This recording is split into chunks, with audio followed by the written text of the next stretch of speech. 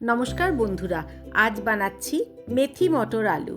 এর জন্য নিয়ে নিলাম একটা মাঝারি সাইজের টমেটো কুচি, নিয়ে নিলাম 2 কাপের মতো মেথি শাক কুচি, হাফ কাপ ধনেপাতা কুচি, 3টে মাঝারি সাইজের আলুকে আমি একটু ডুমো ডুমো করে কেটে নিয়েছি, একটা পেঁয়াজ কুচি, 1 কাপ মটরশুঁটি আর 1 চামচ করে আদা, রসুন আর কাঁচা লঙ্কা কুচি। এবার কড়াইতে প্রায় 3 চামচের মতো সর্ষের তেল দিলাম আর ফোড়নে দিলাম হাফ চামচ করে মৌরি, হাফ চামচ গোটা জিরে আর 2টো শুকনো লঙ্কাকে আমি মাঝখান থেকে কেটে দিলাম, আর দিলাম কেটে রাখা আদা, রসুন আর লঙ্কা কুচি। অল্প নাড়াচাড়া করে আমি এবার কেটে রাখা আলুটাকে দিয়ে দিলাম। আলুটা ছিল চন্দ্রমুখী আলু, তা অল্প ভাজলেই মোটামুটি সেদ্ধ হয়ে যাবার কথা। তো এবার একটু হলুদ দিলাম, এই হাফ চামচের মতো হলুদ গুঁড়ো দিলাম, দিয়ে কিছুক্ষণ নাড়াচাড়া করে একটু ঢাকা দিয়ে রাখবো যাতে আলুটা প্রায় 80% মতো সেদ্ধ হয়ে যায়। গ্যাসের ফ্লেম একদম কমিয়ে রেখে এই 15 মিনিটের জন্য ঢাকা দেব। প্রায় 15 মিনিট পর আমি ঢাকা খুলে এর মধ্যে দিলাম কুচি করা পেঁয়াজ আর 1 কাপের মতো মটরশুঁটি। আবারও ভালো করে নাড়াবো। জল দেব না, এইভাবেই কষাতে কষাতে আমার আলু এবং মটরশুঁটি দুটোই সেদ্ধ হয়ে যাবে। এবার দিলাম স্বাদ মতো নুন আর হাফ চামচের মতো কাশ্মীরি রেড চিলি পাউডার।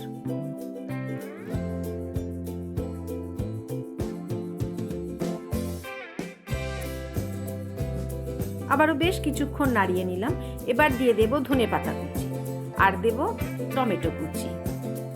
বেশ কিছু সময় ধরে আমি এবার নাড়াতে থাকব।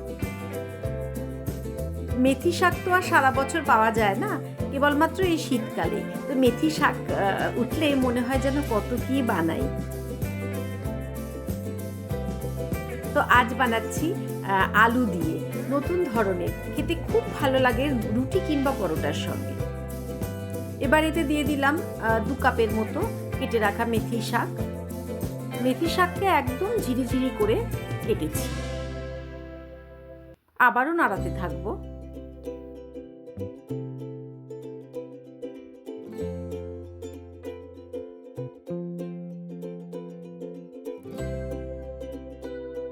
পাঁচ মিনিটের মতো ঢাকা দিয়ে রাখলেই মেথি শাকটা মজে যাবে।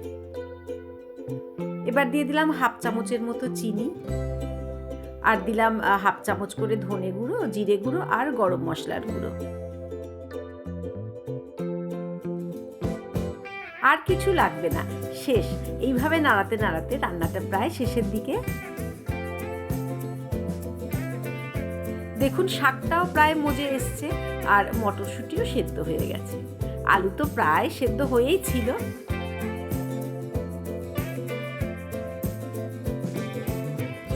এবার রান্নাটা শেষ, নামিয়ে নেওয়ার পালা।